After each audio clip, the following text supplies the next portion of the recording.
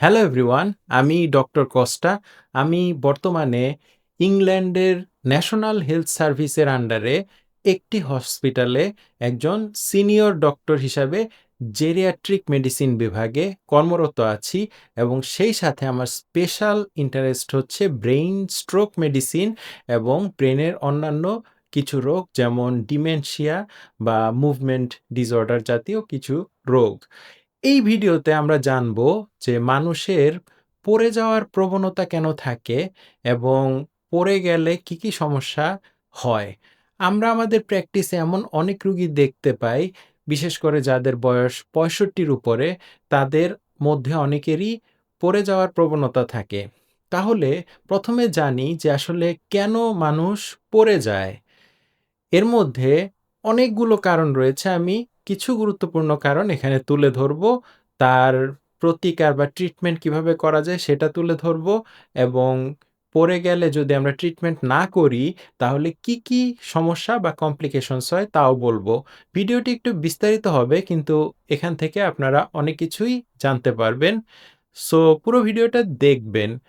আসলে যাদের বয়স একটু বেশি হয়ে গিয়েছে তাদের অনেকেরই বসা থেকে বা শোয়া থেকে যদি তারা হঠাৎ করে দাঁড়িয়ে পড়েন, তাহলে দেখা যায় তাদের মাথা ঘুরাচ্ছে বা চোখটা ঝাপসা হয়ে আসছে, চোখের দৃষ্টি অন্ধকার হয়ে আসছে এবং তারা পড়ে যায়। এ ধরনের সমস্যাটি হয় সাধারণত যদি দাঁড়ানোর পরে আমাদের ব্লাড প্রেশারটা ফল করে যায়। অর্থাৎ যদি আমরা বসে থাকি বা শুয়ে থাকি তখন আমাদের ব্লাড প্রেশার যে লেভেলে থাকার কথা, দাঁড়ানোর পরে সেটা যদি অনেক বেশি নিচে নেমে যায় কোনো কারণে, তাহলে এটি হতে পারে। সেক্ষেত্রে মস্তিষ্কে রক্ত প্রবাহ কমে যায় এবং ব্রেইন তখন রক্তের অভাবে কাজ করতে পারে না। এই পুরো বিষয়টিকে বলা হয় পোস্চারাল হাইপোটেনশন। আপনারা জানেন আমাদের ব্লাড প্রেশারের ২ টো মাপ রয়েছে, সিস্টোলিক এবং ডায়াস্টোলিক, উপরের প্রেশার এবং নিচের প্রেশার। যদি কারো systolic blood pressure ২০ millimetre of mercury বা তার বেশি ফল করে যায় দাঁড়ানোর পরে, অথবা ডায়াস্টোলিক ব্লাড প্রেশার বা নিচেরটা যদি ১০ মিলিমিটার অফ মার্কারির বেশি ফল করে যায় দাঁড়ানোর পরে, তাহলেই কিন্তু পোস্চারাল হাইপোটেনশন হিসাবে আমরা সেটিকে সংজ্ঞায়িত করতে পারি। উদাহরণস্বরূপ ধরেন আপনি বসা অবস্থায় বা শোয়া অবস্থায় আপনার ব্লাড প্রেশার উপরেরটা হচ্ছে ১৪০, দাঁড়ানোর পরে সেটা যদি ১১০ হয়ে যায়, মানে ৩০ মিলিমিটার ফল করলো, ২০ মিলিমিটারের অধিক, তাহলে সেটা পোস্টারাল হাইপোটেনশন। আবার যদি নিচেরটা আপনার বসা বা শোয়া অবস্থায় থাকে ৯০, দাঁড়ানোর পরে হয়ে গেল ৭৫, মানে ১৫ মিলিমিটার ফল করলো, অর্থাৎ ১০ মিলিমিটারের বেশি ফল করলো, সেটিও কিন্তু পোস্টারাল হাইপোটেনশন। এটি হয় সাধারণত যাদের বিভিন্ন ধরনের রোগ থাকে, যেমন ডায়াবেটিস, হার্টের রোগ, হার্ট দুর্বল থাকে, শরীরে রক্ত কম থাকে, ইত্যাদি, ইত্যাদি বিভিন্ন কারণে। এছাড়া কিছু মানুষ আছেন যারা অনেক বেশি বয়োজ্যেষ্ঠ, যাদের মাংসপেশিগুলো শুকিয়ে গিয়েছে, তাদের কিন্তু অনেক সময় শক্তি কম থাকে এবং তাদের হঠাৎ করে দুর্বলতার কারণেও তারা পড়ে যেতে পারেন। আর আরেকটি বিষয় হচ্ছে অনেকের কিন্তু হাড়ের সমস্যা থাকে, আর্থ্রাইটিস থাকে। এদের হাড়গুলোর মাঝখানের যে জয়েন্ট থাকে, সেই জয়েন্টের স্পেস কমে আসে এবং এক হাড় আরেক হাড়ের সাথে ঘষা খায় এবং মড়মড় করে শব্দ হয়। এই লেভেলে অস্টিওআর্থ্রাইটিস থাকলে তখন কিন্তু হাঁটতে, হাঁটতে হঠাৎ করে হাঁটুর জয়েন্ট আছে যে সেটা একটা আরেকটার সাথে লেগে গিয়ে একদম আটকে যায় এবং তখন আর পা মুভ করতে পারে না। তখনও কিন্তু পড়ে যাওয়ার একটা প্রবণতা সৃষ্টি হয়। তারপর দৃষ্টিশক্তিতে যাদের সমস্যা, যারা কম দেখেন, যাদের চোখে ছানি আছে বা অন্যান্য চোখের রোগ রয়েছে, এদেরও কিন্তু দেখতে না পারার কারণে কোনো কিছুতে হোঁচট খেয়ে বা সিঁড়ি থেকে নামতে গিয়ে একটা পা ঠিকমতো না পড়ার কারণে অনেক সময় ব্যালেন্স লস হয়ে পড়ে যান। এছাড়া ব্রেইনের বিভিন্ন রোগ এবং কানের বিভিন্ন রোগের কারণে অনেক সময় মাথা ঘুরায়। তাদের কাছে মনে হয় তারা ঘুরছে বা তাদের আশেপাশে যে এনভায়রনমেন্ট রয়েছে, সেই এনভায়রনমেন্টটা ঘুরছে। তো এভাবে মাথা ঘোরা বা ভার্টাইগোর সমস্যার কারণেও কিন্তু অনেকে পড়ে যায়। এর ছাড়াও পড়ে যাওয়ার আরো অনেক, অনেক কারণ রয়েছে। যেমন অনেক সময় ডায়াবেটিসের কারণে, পায়ের নার্ভগুলো দুর্বল হয়ে পড়ে, থাইরয়েডের সমস্যার কারণে নার্ভগুলো দুর্বল হয়ে পড়ে, এগুলো ঠিকমতো সিগন্যাল দিতে পারে না। আমরা বুঝতে পারি না আমরা ঠিক কোন পজিশনে দাঁড়িয়ে আছি, তখনও কিন্তু মানুষের পড়ে যাওয়ার একটা প্রবণতা সৃষ্টি হয়। তো এরকম অনেক কারণে কিন্তু মানুষ পড়ে যায়। এখন কথা হচ্ছে এরকম একজন রুগী যদি আমাদের কাছে আসে, তাহলে আমরা বিস্তারিত হিস্ট্রি নেই এবং আমরা বোঝার চেষ্টা করি যে আসলে কি কারণে সে পড়ে গেল। তার কি মাংসপেশি দুর্বল? তার কি হাড়ের সমস্যা আছে? তার কি হার্টের রিদমের কোনো সমস্যা আছে বা হার্ট দুর্বল? তার কি ব্লাড প্রেশার মেইনটেইন হচ্ছে না? নাকি তার ডায়াবেটিস খুব অ্যাডভান্স লেভেলে রয়েছে?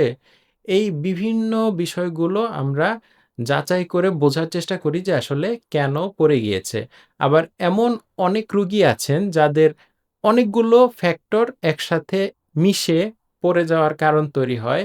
মানে অনেকগুলো কারণ থাকে পড়ে যাওয়ার পিছনে, এটাকে আমরা মাল্টিফ্যাক্টোরিয়াল ফল বলি। এখন পড়ে গেলে কি সমস্যা হয়? প্রথমত পড়ে গেলে একটা ইনজুরি হওয়ার সম্ভাবনা থাকে। বিশেষ করে সিঁড়ি থেকে পড়ে গেলে।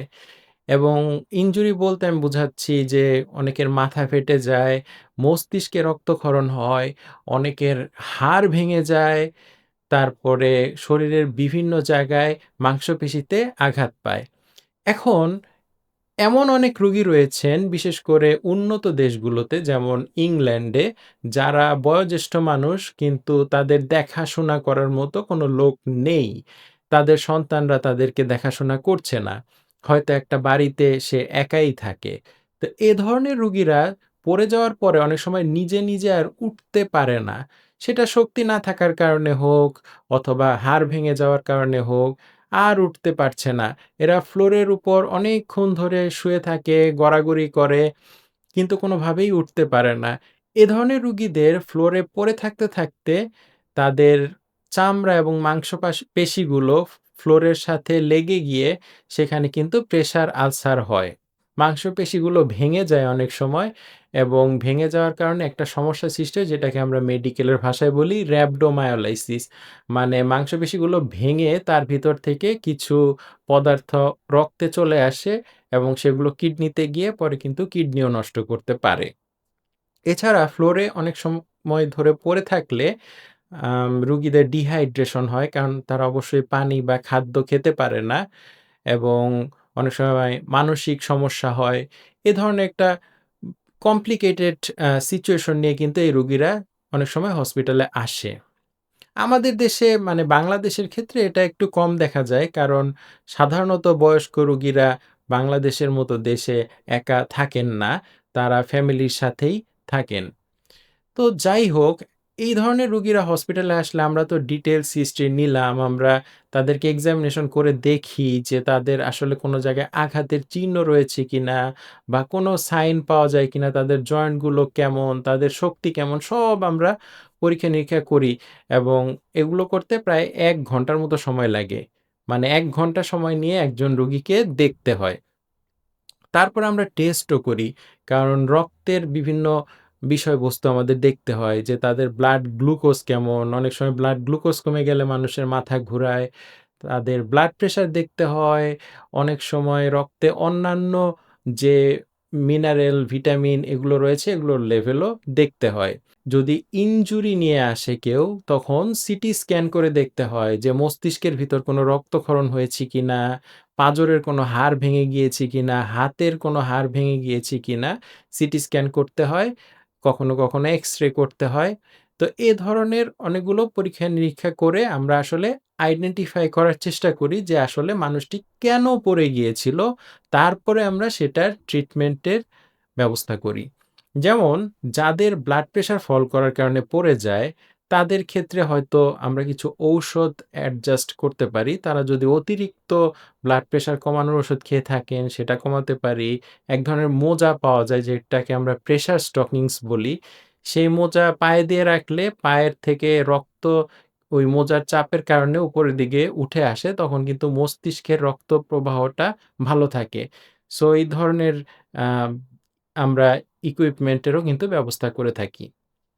যাদের মাংসপেশি দুর্বল তাদের জন্য ফিজিওথেরাপি বা পেশি শক্তি বাড়ানোর কৌশল, নিউট্রিশন, ডায়েটেশিয়ান, প্রোটিন রিচ খাদ্য ইত্যাদির ব্যবস্থা করা যেতে পারে। যাদের হাড়ের সমস্যা রয়েছে তাদেরকে হাড়ের ডাক্তাররা দেখতে পারেন। অনেক সময় জয়েন্টে স্টেরয়েড ইনজেকশন দেওয়ার কারণে কিছুদিনের জন্য সেই জয়েন্টের পেইন বা মুভমেন্টের প্রবলেম থেকে একটু হলেও রিলিফ পাওয়া যায়। আবার অনেক সময় জয়েন্ট রিপ্লেসমেন্ট করতে হয়। মানে হাঁটুর জয়েন্টটা কেটে ওখানে আর্টিফিশিয়াল একটা মেটালের জয়েন্ট প্রবেশ করিয়ে দেওয়া যায় অপারেশনের মাধ্যমে। তো এরকম ট্রিটমেন্ট। যাদের ডায়াবেটিস কন্ট্রোলে নাই সে কারণে নার্ভ দুর্বল হয়ে গিয়েছে তাদের কিন্তু ডায়াবেটিস কন্ট্রোলে আনার আমরা চেষ্টা করি। অর্থাৎ একেকটা কারণের কিন্তু একেক রকমের চিকিৎসা। এখন যাদের পড়ে যাওয়ার প্রবণতা রয়েছে তাদের কিন্তু অবশ্যই এই কম্প্রিহেন্সিভ অ্যাসেসমেন্টটা করা উচিত। কারণ একবার পড়ে গেলে সেটা কিন্তু অনেক ক্ষতির কারণ হতে পারে।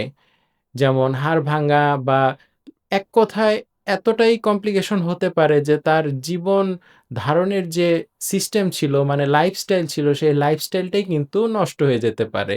দেখা গেল যে তার হাতের হাড় ভেঙে গিয়েছে বা একটা নার্ভ ইনজুরি হয়ে গিয়েছে সেটা সহজে রিপেয়ার হচ্ছে না। তো আমরা কেউ চাই না যে এরকম অপ্রত্যাশিত ঘটনা আমাদের সাথে ঘটুক। তো যাদের পড়ে যাওয়ার প্রবণতা রয়েছে তারা অবশ্যই একজন জেরিয়াট্রিক মেডিসিন স্পেশালিস্টের সাথে কথা বলে এই বিষয়টি বের করার চেষ্টা করবেন যে আসলে কেন পড়ে যাওয়ার প্রবণতা এবং কিভাবে ট্রিটমেন্ট নেয়া যায়। যা হোক আমার কথাগুলো যদি ভালো লেগে থাকে আমাকে আমার সোশ্যাল মিডিয়াগুলোতে ফলো করতে পারেন। আর আমার YouTube চ্যানেলকেও কিন্তু আপনারা সাবস্ক্রাইব করে রাখতে পারেন। আশা করি সবাই ভালোই থাকবেন এবং দেখা হবে নেক্সট ভিডিওতে।